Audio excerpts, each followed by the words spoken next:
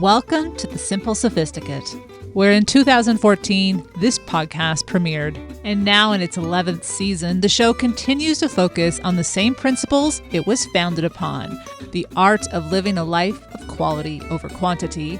Topics range from creating an everyday life you love living, strengthening mindfulness practices, building a capsule wardrobe, preparing seasonally delicious meals, traveling and exploring France and Britain, and living life to the fullest without breaking the bank, because living well really is quite simple. I'm your host, Shannon Ables, and whether you're listening on your commute, exercising, working in the garden, en route, or returning from that dream destination, or sitting down with a hot cuppa or a cafe au lait, thank you for tuning in. Let's get started. Welcome to the 388th episode of The Simple Sophisticate. And today's topic is about money, financial freedom. In fact, we're talking about it through the lens of a life of true contentment, which won't surprise you. It will involve discussing logical monetary concepts, as well as how we marry them with things we can't predict, things that are not entirely known. But it's about understanding some core components. And so today what we're going to be talking about is how to be the CFO, or Chief Financial Officer, of your own life and experience financial freedom for the rest of your life. I'm going to be detailing 14 foundational pieces that I've experienced and do or engage in my own life and in my own journey, both personally and professionally. And this is an episode because it takes time to learn these things, because it takes time to trust that these foundational pieces are accurate, that are things that we can step forward into, even though we don't have, guarantees. It's taken time for me to be able to bring this particular episode to you. We've talked about money a lot over the years in my books, on the blog, and here on the podcast. But I've been very much looking forward to sharing with you this episode, because I had to wrap up a few things and complete and reach a few goals myself before I felt comfortable and confident to share what I'm going to share with you today. With that said, I'll be sharing resources with you throughout, and this week's Petite Plaisir to just kind of underscore how money conversations, our financial freedom, isn't entirely reliant on knowing the numbers. And having a budget. Those things are important. We'll talk about those. But this week's Petite Plaisir talks about wealth, but not through that logical lens, so to speak, from someone who is doing quite well in their life. All right. I'll chat about what that is at the end of our conversation today. Before we get started, I want to do a quick shout out to a longtime listener of this show, Emma Sutton Williams. Lives in New York City. And surprised me, absolutely delighted and surprised me last month in August when she mentioned the Simple Sophisticate podcast in an article she wrote for the New York Post titled "The Ultimate Guide to Packing for Paris, 11 Must-Haves for Achieving French Style." This was posted on August 27th of this year, and she kindly mentioned that if you can't just jet set to Paris, this is quote, "I highly recommend listening to Shannon Ables' podcast, The Simple Sophisticate. In it, she discusses ways to bring a petit plaisir, or a simple indulgence, with French ideals into your everyday life." So thank you so much, Emma, if you're listening. Very grateful for your kind, generous shout out there. And I've included a link to that article on today's show notes if you want to take a look at what she shared. A very lovely detailed list for shopping for your next trip to Paris. The show notes can be found at thesimplyluxuriouslife.com/podcast 388. All right, so let's get to today's topic. Why not become the CFO of your own life and experience financial freedom for the rest of your life? So I just want to paint this feeling, this picture of emotions in your mind for a moment.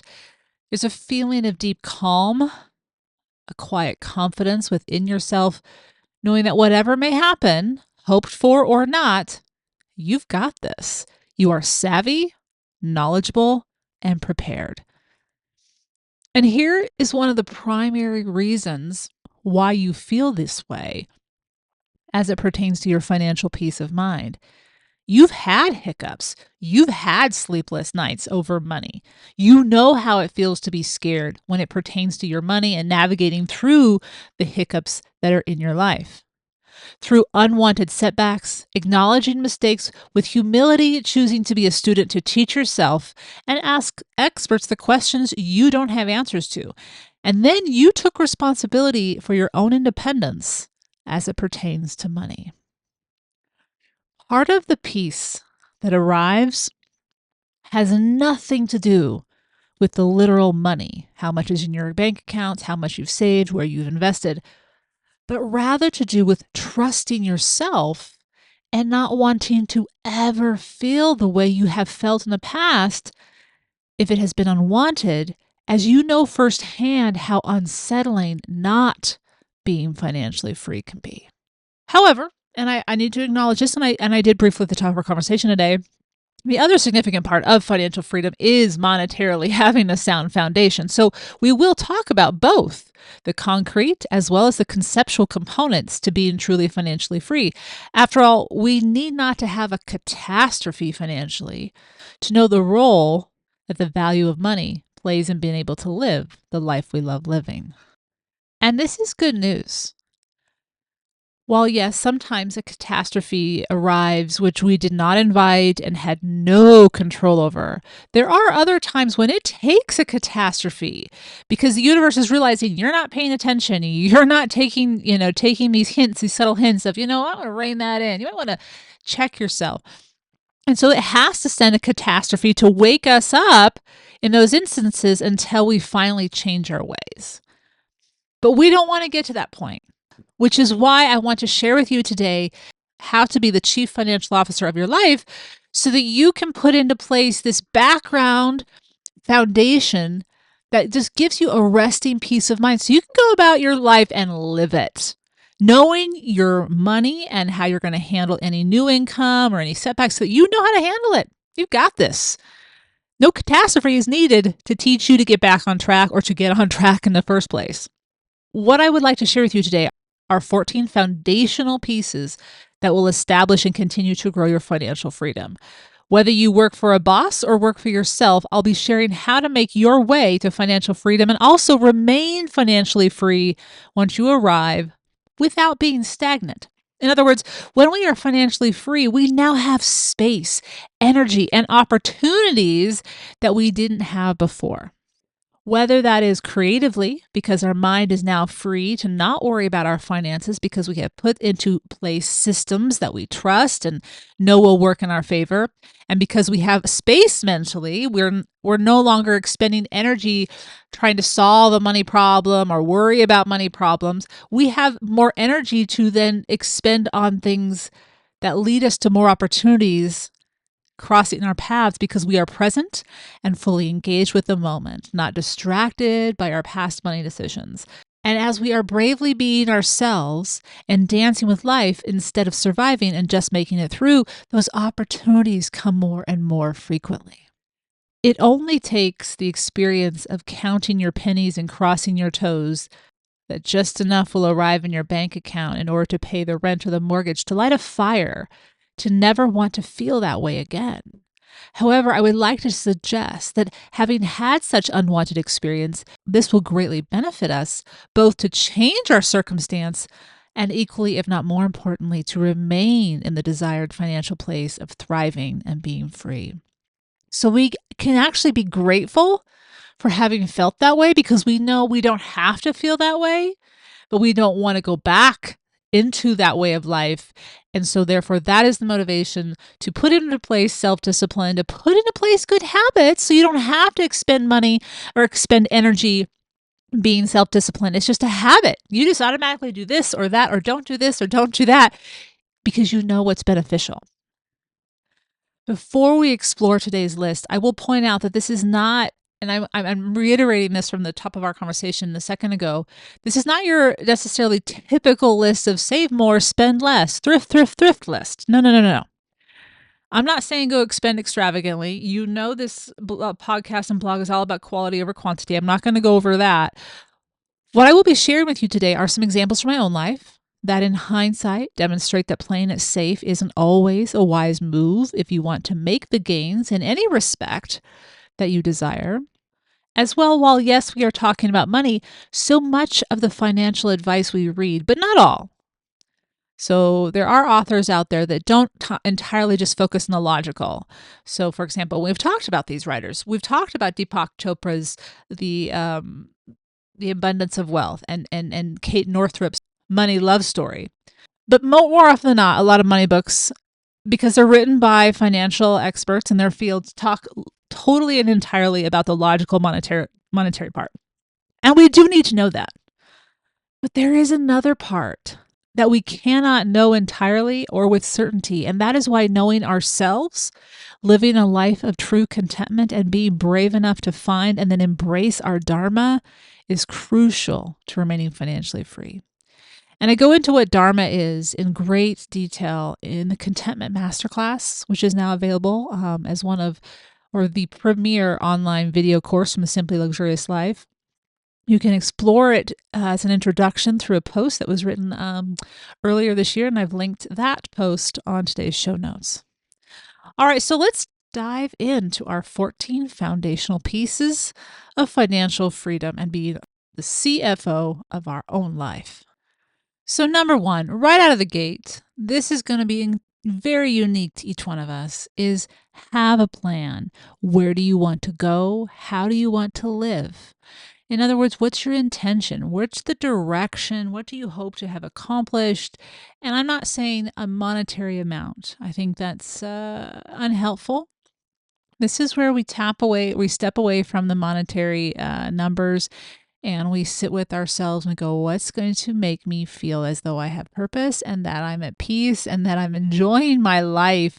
What's going to provide that? So it's the money's the foundation for security, but it's not what's going to make us thrive. We are going to have to do that with our choices. So whether that's, getting an education in a particular field, whether that's owning a property or a home, whether that's, investing in and saving up for your family and their education and their dreams and the way of life you want, whether it's, being able to travel more, whatever it is, be clear about that. And it's not something you're going to be able to do quickly.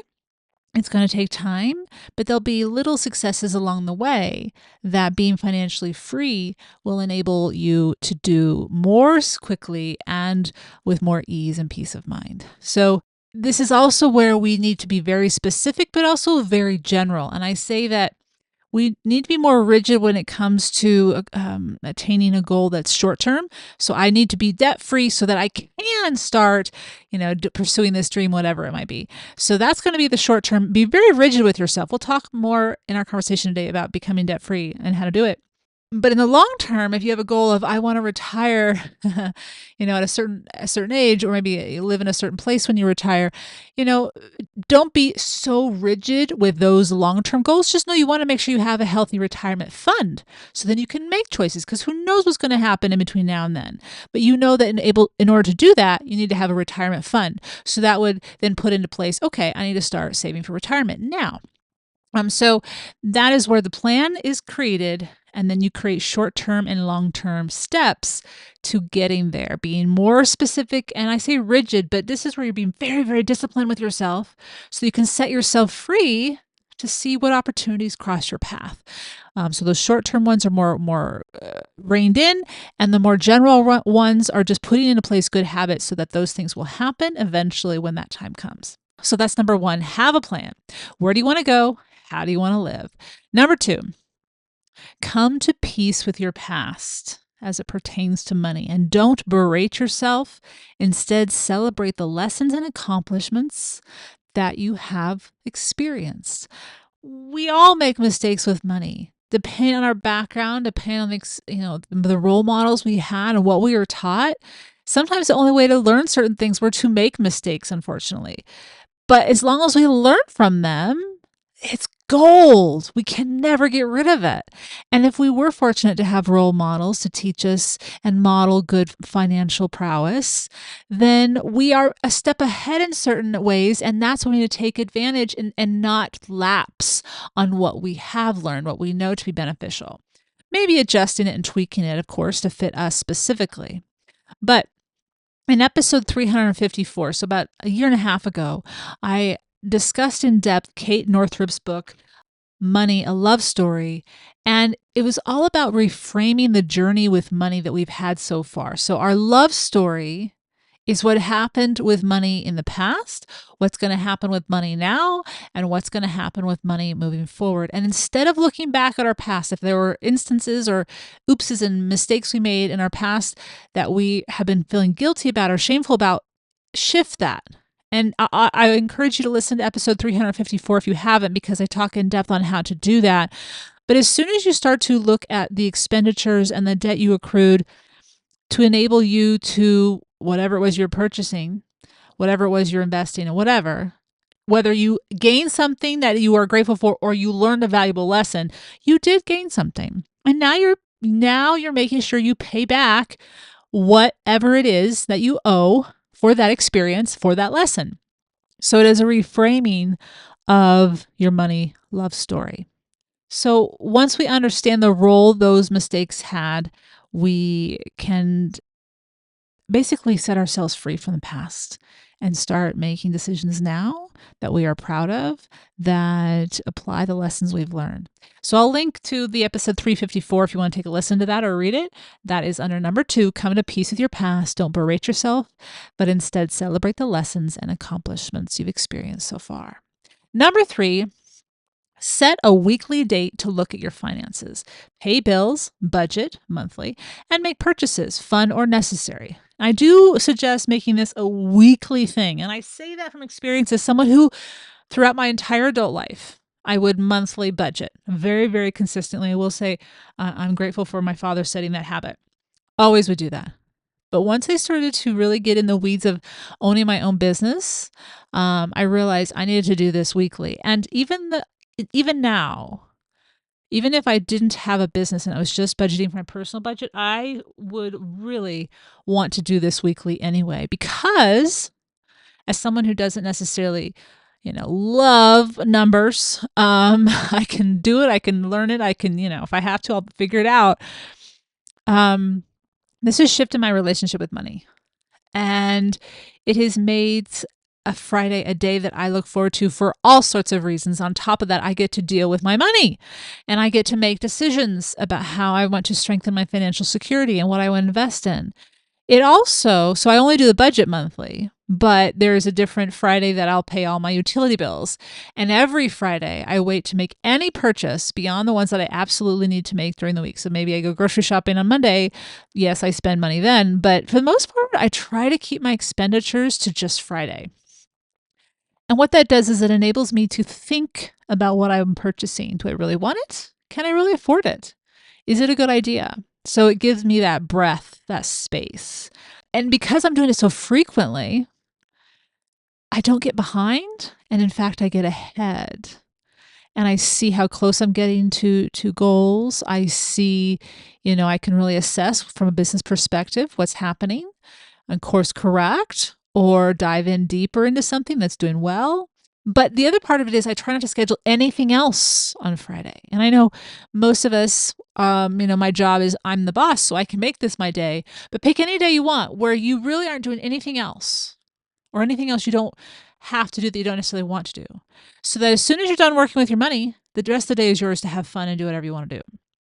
Every Friday will be a little different, but you'll see some consistencies. As I mentioned, one day a month it's budgeting, another day on a Friday it's paying bills, another day it's making those hotel reservations and putting down the deposit. But I'm waiting until Friday to do that.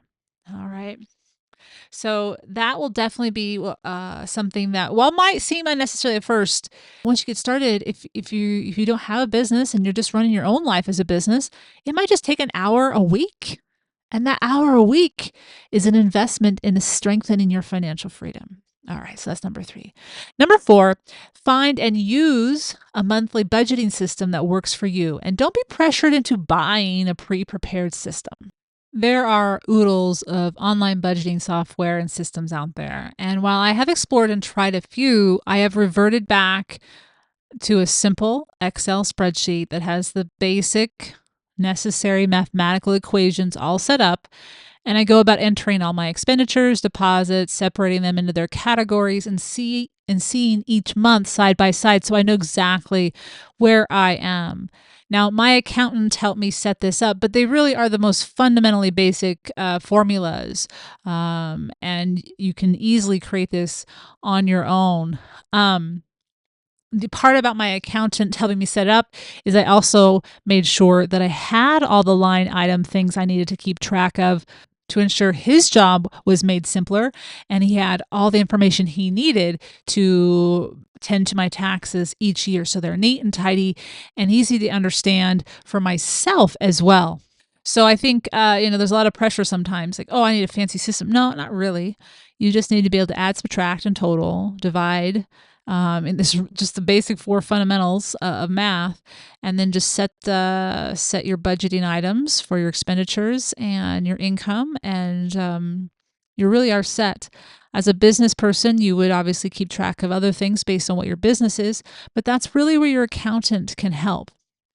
So that's number 4. Find a monthly budgeting system that works for you. Number 5 is to spend consciously, live within your means. Now, as I mentioned earlier, what we are discussing today regarding financial freedom steps into a third option away from the two most common, whether it's spend less or save more. And in fact, I welcomed onto the podcast, you may remember a couple of weeks ago in episode 386, the co-host of the Frugal Friends podcast, Jill Sirianni. And she shared that while we often choose one of those two options, or are told to choose from one of those two options when we're paying down debt or trying to, create a financial stability, there is a radical third option, and they call it radical because it's just often not used or mentioned. And all it is to remove the impulse and mindless purchases. So in other words, become conscious of your spending. We do this by evaluating our values and making sure that we're aligning our money management, so our expenses and our savings, with what we value. And J.D. Roth, financial advisor, financial author J.D. Roth goes further and advises, quote, spend extravagantly on the things you love, but cut costs ruthlessly on the things that don't matter, end quote. But the overarching term that we're talking about here is conscious spending, i.e., no mindless spending, no unconscious spending, no reacting. In other words, we don't want to make any impulse purchases due to a sale that pops up or a beautiful something that we see when we're not intending to be shopping. So conscious spending dovetails beautifully into living a life of contentment, because it's what contentment is all about. Consciously being present each day, knowing ourselves so that we are responding to life rather than reacting. And all of this applies to money. And when we do so, our debt may not be eliminated immediately, but we are putting into place sound practices, much like a healthy diet we will keep for a lifetime, that will lead us to our financial freedom and keep us there as we go about enjoying the life we love living. So number 5 is engage in conscious spending. But wait a second. So just keeping about what number 5 was, conscious spending. Number 6 is, but make wise investments when necessary. In other words, take out a loan when necessary. Quote, businesses don't succeed by cutting back. They succeed by expansion and investing in growth, end quote. And I know not everyone listening is their own boss. But consider your personal budget, your business. You want to be in the black. You want to have a profit that carries over every single month. And that is the fundamental basics of business. That's what a successful business needs to do to be able to continue to thrive and move forward well. So your life in that regard, monetarily, is a business. So the only way to continue to succeed, in other words, prepare for that retirement that you're living in with peace and ease. Prepare for that trip next year. Prepare to educate, yourself so you can get that job that you've been wanting. Whatever it might be, you've got to expand and invest to get there. So this quote is not necessarily attributed to anybody, because it's one that financial advisors regularly share. It is common sense in their world. money management, financial advisors. But to everyday folk, this sometimes is a scary thing to do. Like, no, we're staying on our boundaries, staying within our budget. Nope, I don't have the money to do that. Nope, no. Don't have the cash on hand.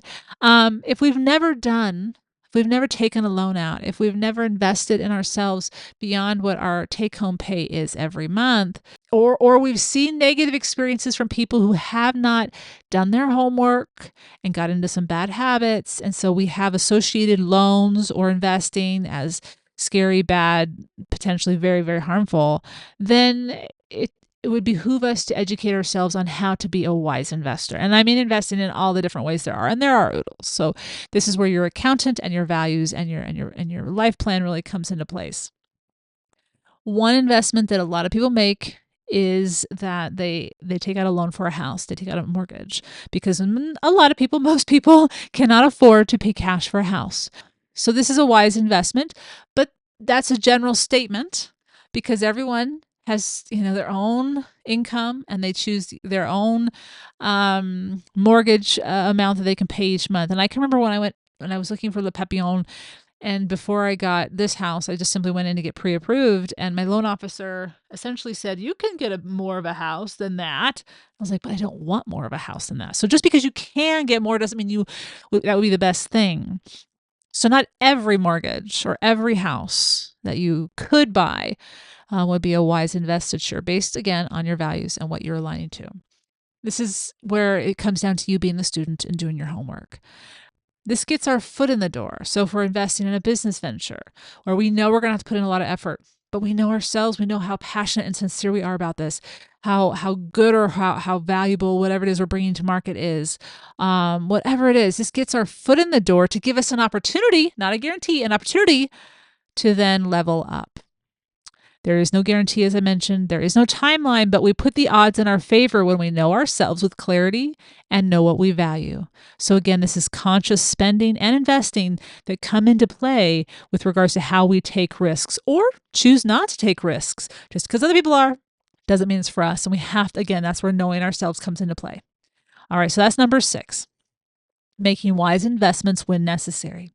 Number 7 is setting up a system for your receipts. So keeping them, filing them for at least 7 years. And these are both email receipts, because we're getting more of those obviously nowadays with online purchases, as well as paper. Now, as we know, if you live in the States and you file taxes in the States, an audit can happen, and this happens in other countries too, different systems slightly, but they audit as well. We never necessarily know when it could happen. There are certain things, though, that do alert the IRS to auditing our returns more likely than others, and your accountant can give you a heads up on that.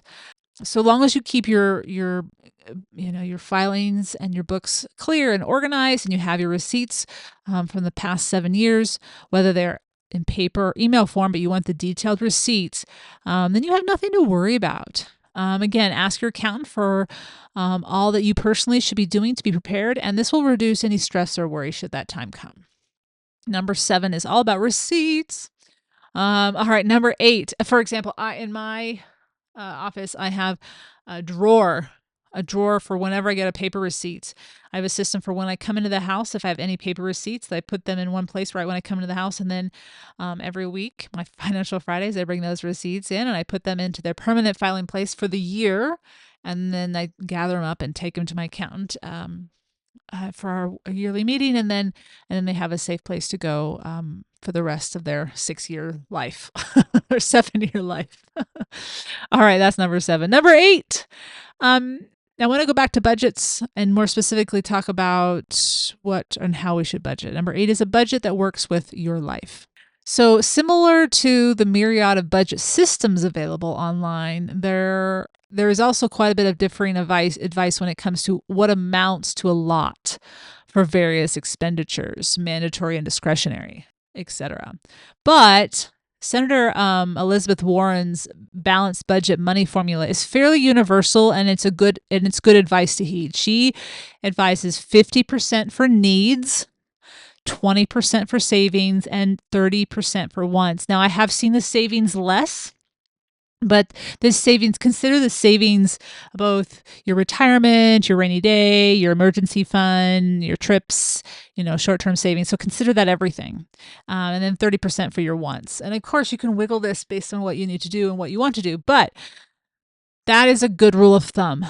However, if you don't have a fixed income, so say, for example, for all you entrepreneurs out there or creatives, we know that each month brings in a different amount. So what do? Well, granted, try to stick to the percentages is one train of thought, understandably. But sometimes you have to dance as you know your business best.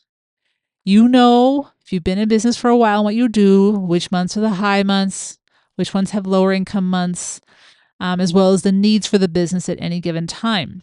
This is where value spending and saving comes into play. And while it comes into play, whichever type of income you have, when you have to essentially move with the energy of the month, the first bulk of your income goes to needs. And we're talking just the absolute must. So maybe you have this low income month and maybe you already kind of knew it was going to happen. So you saved up for it. That's even better. But you see the money's coming a little slower. You just only pay for absolute must things, absolute musts. And then you move on from there. And any leftover will go into profit and discretionary or wants. So your budget is going to be unique to you. And this was a big shift for me coming out of teaching because very much a set income, very, very regular and consistent. But that obviously has changed. And now it's being more finding a peace of mind with different months looking a little differently and the choices we make as we move through those months. And as time and years go by, being prepared for those months. And it does take time to be prepared for those months if you're just getting started. So don't be harsh on yourself. Just take those months of information and apply it forward. How would you know? You've never had this business. You didn't know how it was going to go in. Pick whatever month it is. So just be kind to yourself. All right. A book I will highly recommend if you do own your own business, and it comes highly recommended by thousands of people, by Mike Michalovich, and it's called Profit First. And he shares a very detailed but very simple approach to how to run the money that comes in through your business and where to put it. And it's all based on percentages, but it's a little bit different than most advisors would suggest, and I find it to be very helpful.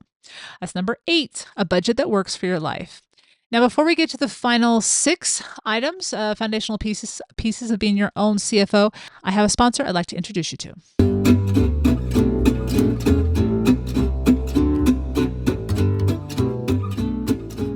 Driven by the search for better. And when it comes to hiring, the best way to search for a candidate isn't to search at all. Don't search, match with Indeed. If you need to hire, you need Indeed. Indeed is your matching and hiring platform with over 350 million global monthly visitors, according to Indeed data, and a matching engine that helps you find quality candidates fast. Ditch the busy work and use Indeed for scheduling, screening, and messaging so you can connect with candidates faster.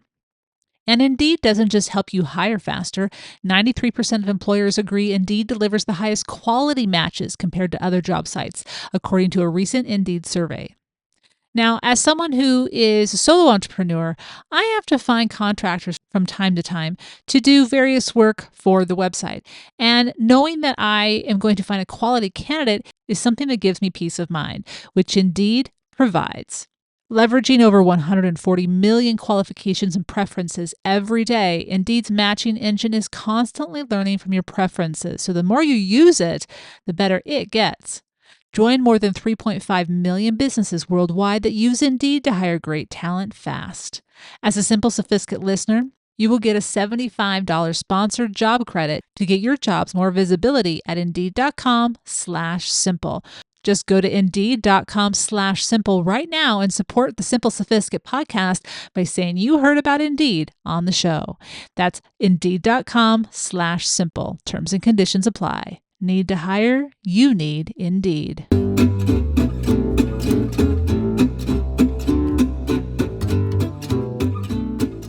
Welcome back. Let's dive right back into our list. We're at number 9, which is find an accountant who understands your money life, especially if you are an entrepreneur.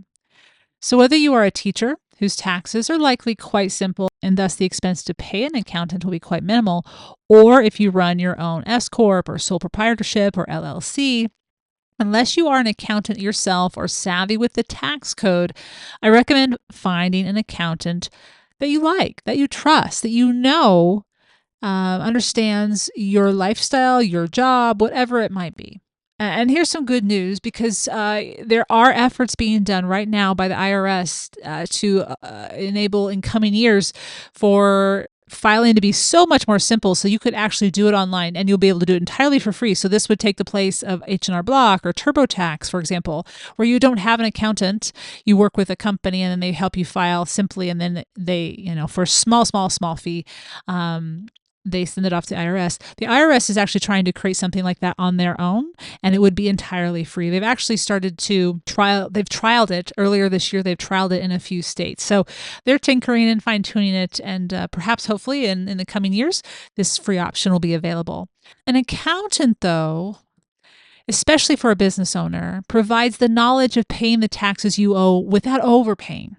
And it took me finding this particular accountant that I have now who has worked with people in the business who require different things that, would appear to be a personal purchase, but for me and my lifestyle with regards to the business that I review different things, I go on trips, I'm buying items and I'm reviewing them, sharing with you, that he knows about how the system and what he calls it is entertainment, how those write-offs would work. Because I am a business. I have my business taxes and I have my personal taxes. So just making sure that he understood that and had worked with other people was huge for me. And it took me 3 accountants. I had to go through 3 different accountants. The one accountant I had initially was wonderful when I was a teacher. But then as my business and my life changed, I needed someone who knew more. So I had to be brave enough to let go and move on and find someone who really got it for what I needed. And that's okay to do too. That's so important that you do that. So don't be afraid to leave and find another accountant so you can have that peace of mind that you need to know that your money is being handled well and you're not overpaying in taxes. We all are going to have to pay taxes, but we don't want to overpay. Nobody wants to overpay. All right, so that's number 9. Number 10 is plan ahead for quarterly tax payments. Now, not everyone is going to have to make quarterly payments. I remember as a teacher, of course, I never made any quarterly taxes. And so when I started to have to do that, I was like, what are these? I've never heard of these. Oh, well, quite a few people are paying quarterly taxes because if you're not having your state or federal income tax taken out automatically before you receive the net paycheck, then you're going to have to pay quarterly taxes. And this is essentially just an estimation of what your taxes will be at the end of the year so that you don't have a bill at the end. You've already prepaid, basically.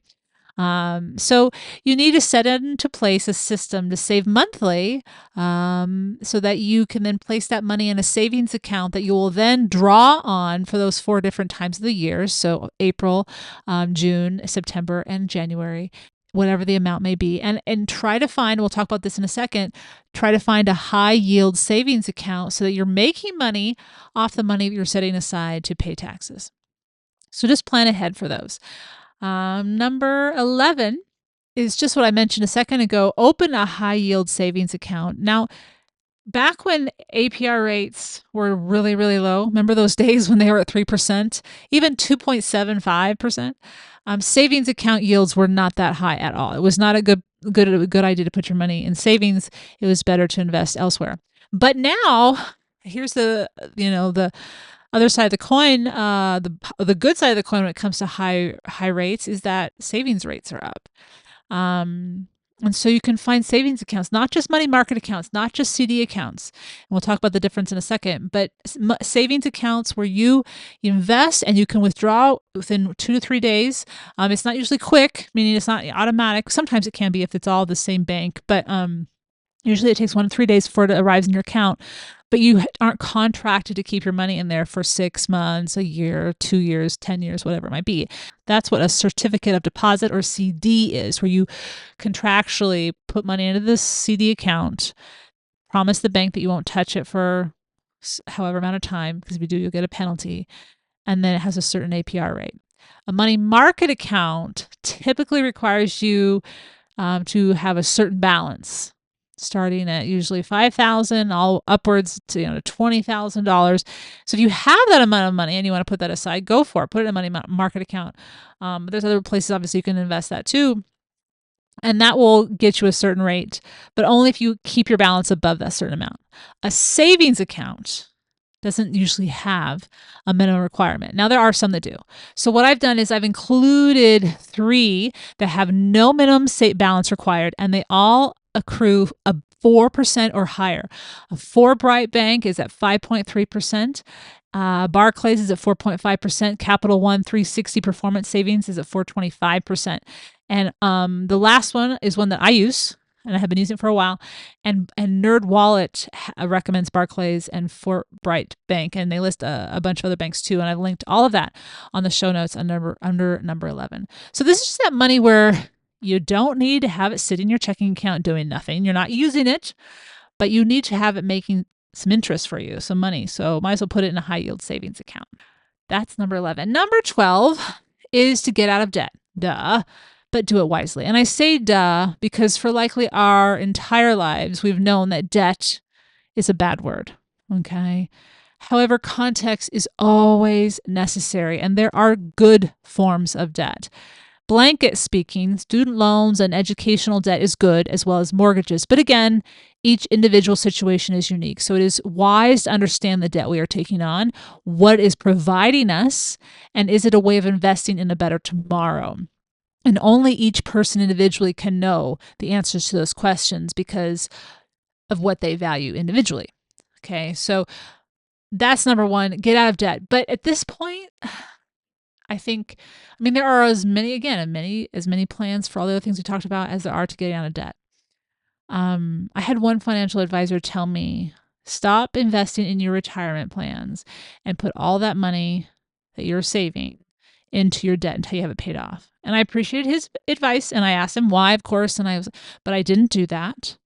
In 6 months' time, I had my debt paid off, and I had continued during that time to invest in my retirement. And then at that 6-month mark, I upped my retirement savings, and I'm so glad I didn't take his advice. It wasn't bad advice.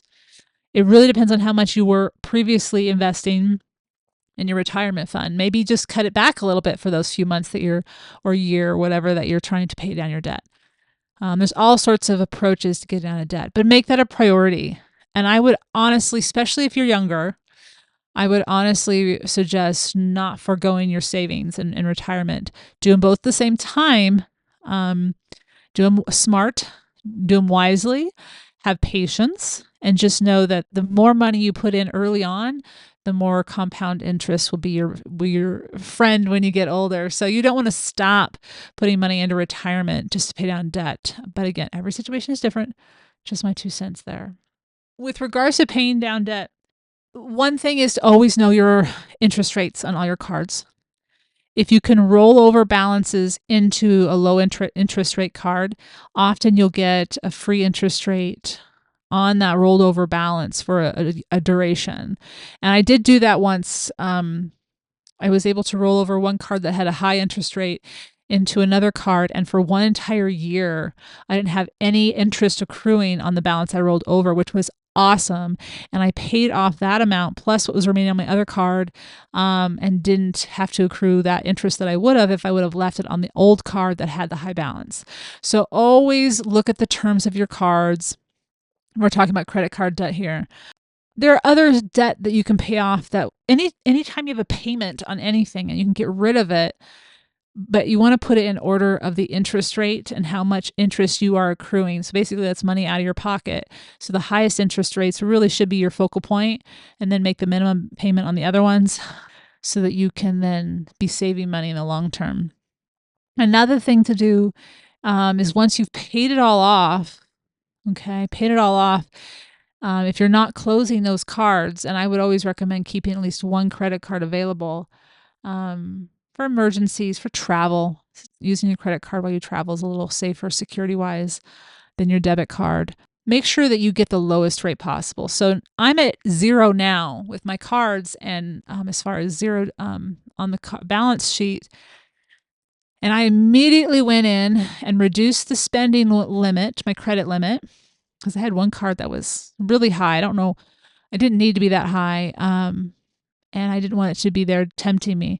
But I didn't make it, super small. I just put it in within the window of, okay, this would be a nice buffer to have just in case. And I can handle that if I put money on that account. But first and foremost, I reduced the APR. I immediately asked, what's the lower rate I can get? And I will never use the cards until they reduce the rate. And as I shared this summer, I had one card I brought down 7.5%. And I was tickled. So anyway, that is just a few things to keep in mind with regards to debt. And then celebrate. Celebrate. That is a huge accomplishment. One thing I like to do is celebrate on the 2 days that I don't have to make payments anymore. I do something fun. Doesn't have to be anything with money or expenses. Just as a way to keep me conscious and aware of where I used to be and don't want to return to.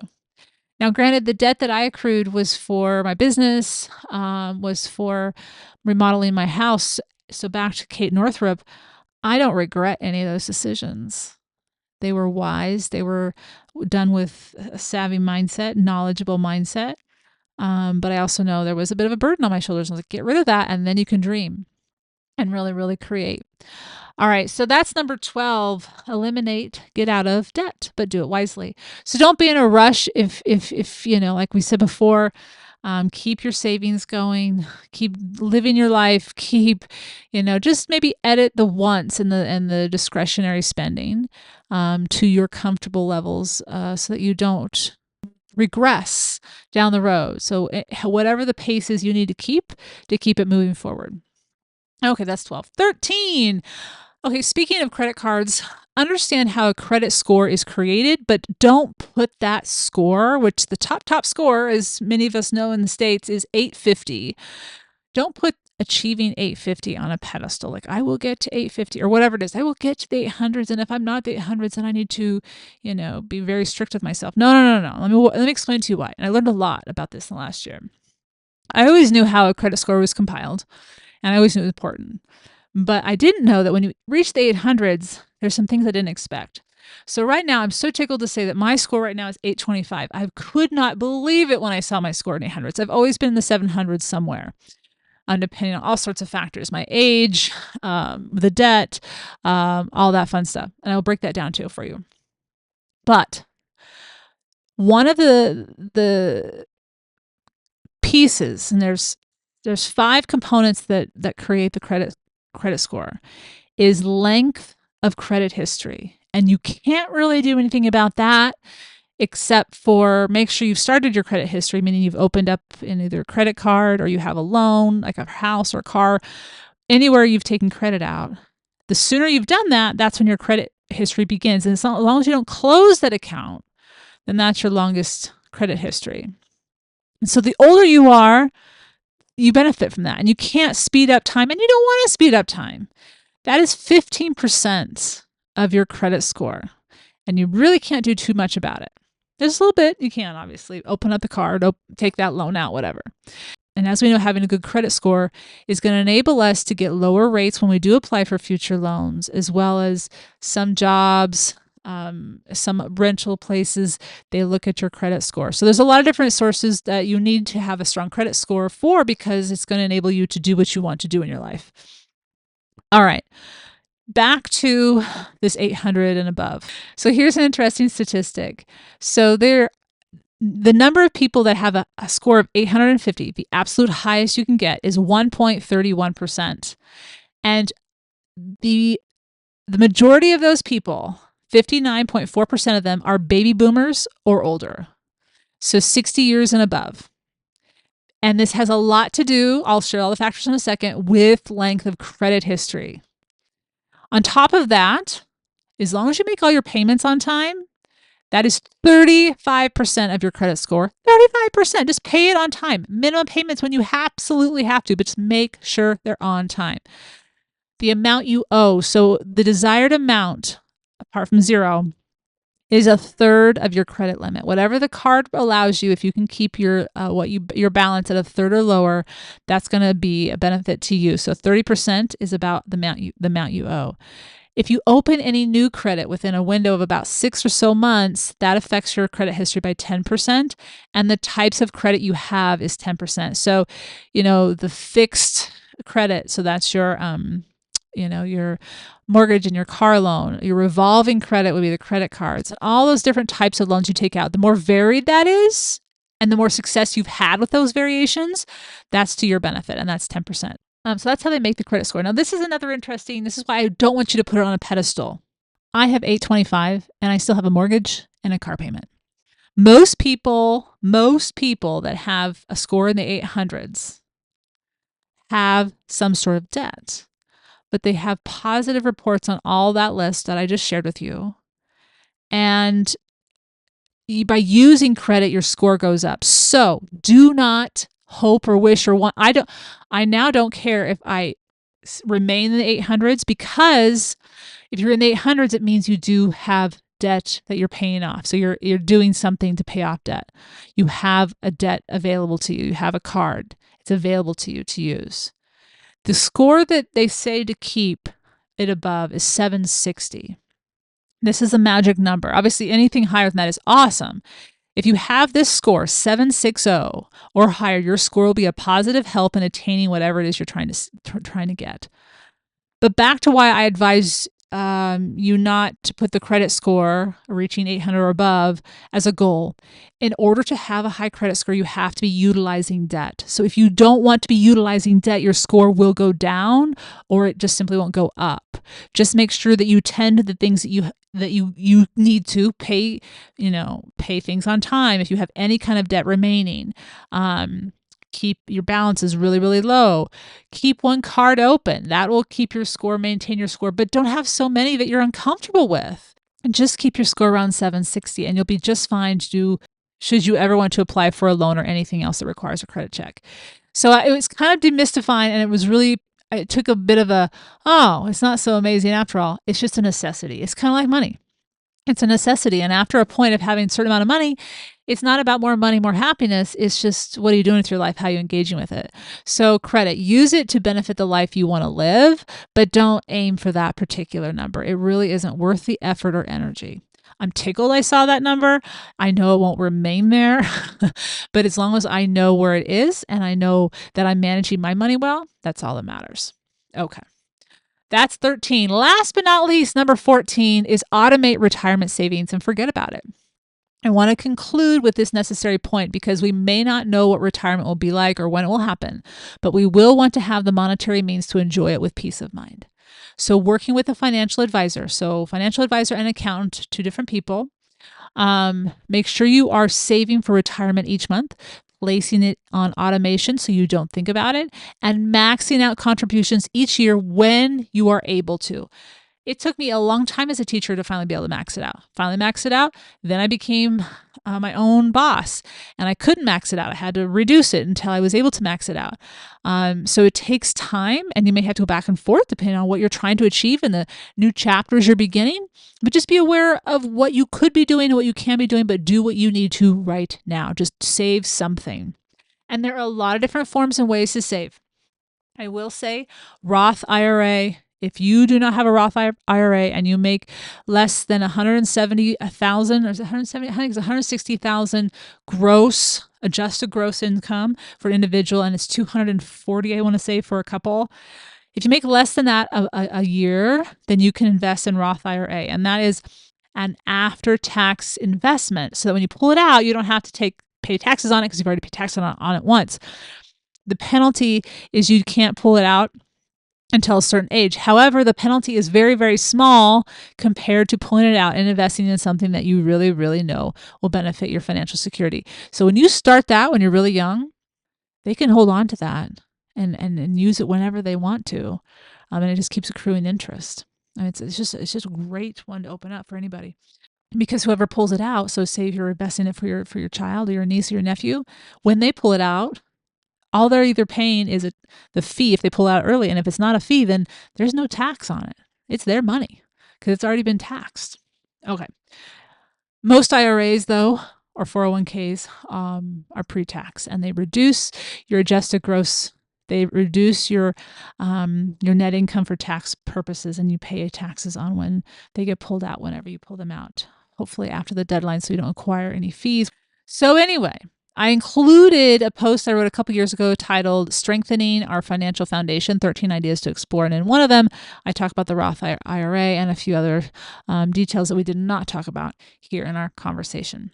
So those are 14 ways that can create that foundation of financial stability to bring you to financial freedom and then to maintain and enjoy the gifts and peace of mind of being financially free moving forward from now on.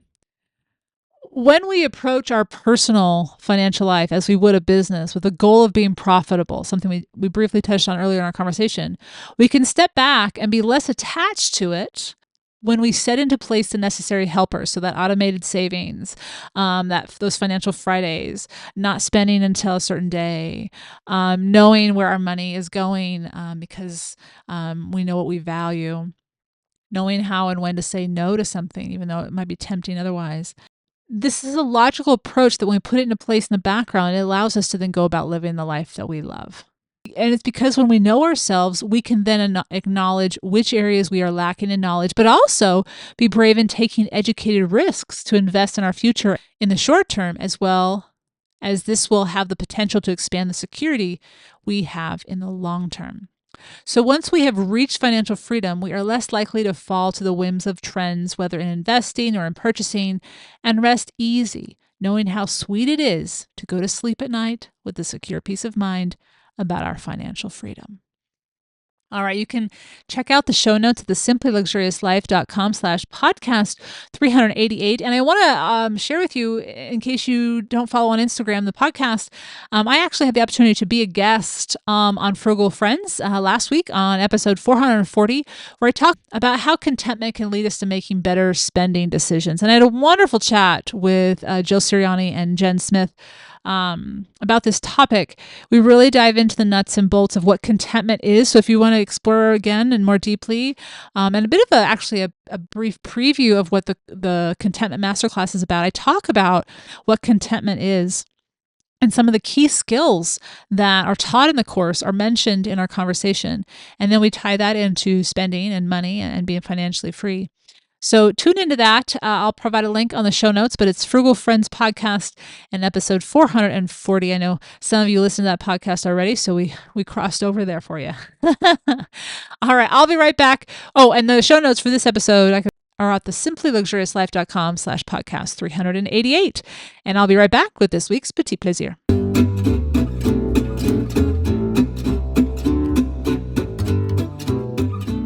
All right, this week's Petit Plaisir is a book that came out earlier this year by the worldwide best-selling author of the 5 a.m. Club, which you may have read, or Why the Monk Sold His Ferrari. This is by Robin Sharma. It's titled The Wealth Money Can't Buy, The 8 Hidden Habits to Live Your Richest Life. And I thought it was a perfect Petit Plaisir for this episode because, as we mentioned, not everything is monetary. Quality of life doesn't arrive solely in the numbers with regards to our bank account. And in fact, those unknowables, those intangibles often come when we are being true to ourselves, engaging in the world with loving kindness, trust, open-mindedness, not clinging, not grasping, and just really trusting that we will figure our way forward and that the universe, is going to support us so long as we're engaging in our dharma, meaning giving something positively to the world that also nourishes us. And he alludes to that throughout this book. And so you have it, like he says, it's broken down into 8 sections.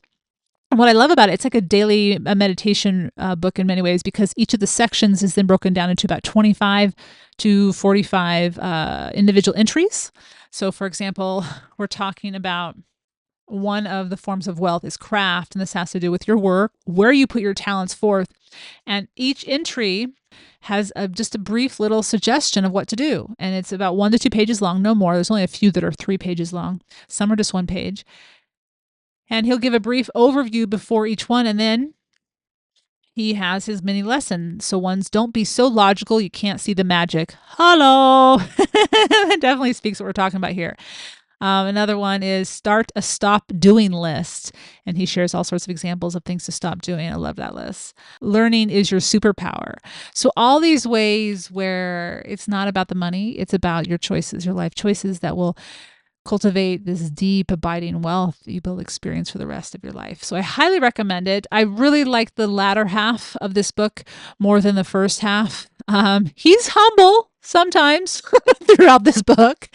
But to be fair, he kind of deserves to have the confidence that he has because he's walked the walk, he's talked the talk, and he's written the books to demonstrate and teach and provide the lessons that he's learned that can be so helpful to so many of us. So again, the book is The Wealth Money Can't Buy by Robin Sharma, and I provide a link to the book on the show notes, thesimplyluxuriouslife.com/podcast 388 if you'd like to learn more about it. I hope you've enjoyed this week's Petite Plaisir, where each episode ideas are shared to make the everyday all the more enjoyable. Tune in at the end of each episode where I'll recommend a book, a film, a show, a recipe, anything that is a simple pleasure to satiate your sophisticated taste. I want to thank you so much for tuning in to our second episode of season 11. Can't believe we're in season 11. The next episode will be Wednesday, October 2nd, and I do hope you'll tune in. In the meantime, if you are a top tier member or thinking about being a top tier member, or if you're traveling to Paris in the spring, the Simply Luxurious Life will be traveling to Paris in the spring, and on October 1st, I will be sharing when those dates will be and when we will have our first in-person gathering for top tier members in Paris. I'm so excited for this one. It's only available to top tier members and you'll be reserving your spot first come first serve basis sometime in October. I will share that date on October 1st in the monthly A Cup of Moments and sharing more details about the trip. And if you're looking for a dose of inspiration to kick off your week, beginning just this Monday, a new weekly series. We call it the Petite Pensée Lundi. Small thoughts or petite thoughts on Monday. So a very brief dose, 1 to 3 paragraph dose to kick off your week well. It's a short post on the blog every single Monday. Even when we have our garden post on Monday, which is once a month, there will still be a Petite Pensée Lundi post to kick off your week well. So do stop by to check that out. It is available to all readers, non-members and top or basic members. All right. Wishing you a wonderful rest of your week as we near the kickoff of autumn for those of us in the Northern Hemisphere and spring for those in the Southern. Until next time, Wednesday, October 2nd, bonne journée. Thank you for tuning in to the Simple Sophisticate podcast, where intelligent living is paired with signature style. For more ideas and inspiration throughout the week, visit the blog, The Simply Luxurious Life, with the shortened URL tsll.co or thesimplyluxuriouslife.com. For more in-depth exploration of how to cultivate your own unique, simply luxurious life, pick up my new book, which became both a bestseller and #1 new release in France Travel, The Road to Le Papillon, Daily Meditations on True Contentment. Available in all 4 formats for your preferred reading or listening. My first book, titled Choosing the Simply Luxurious Life, and my second book, Living the Simply Luxurious Life, are also available in each of the 4 formats. Readers can now join the more intimate The Simply Luxurious Life international community by becoming members of the blog, which offers the benefits of ad-free reading site-wide, unlimited access and exclusive access to content on the blog, such as the monthly A Cup of Moments with Shannon video chat, tours of my home Le Papillon, the monthly What Made Me Smile post, and monthly Ponderings post, as well as the exclusive opportunity to enter all of the giveaways during the annual French and British weeks. To stay caught up on all things Simply Luxurious, the podcast, blog post, the cooking show, and receive exclusive news, as well as an extra dose of inspiration to jumpstart each new month, subscribe to the Simply Luxurious Life's free monthly newsletter, arriving on the last day of each month in your inbox. There is also a weekly newsletter, which is also free, and arrives each Friday to keep you caught up on the recent weekly posts on the blog. Enjoy with a hot cuppa or cup of morning coffee, and stay in the know about all things simply luxurious. Look for 2 new episodes of this podcast on the first and third Wednesday of each month. And until next time, I'm your host, Shannon Ables. Thank you for tuning in. Bonne journée.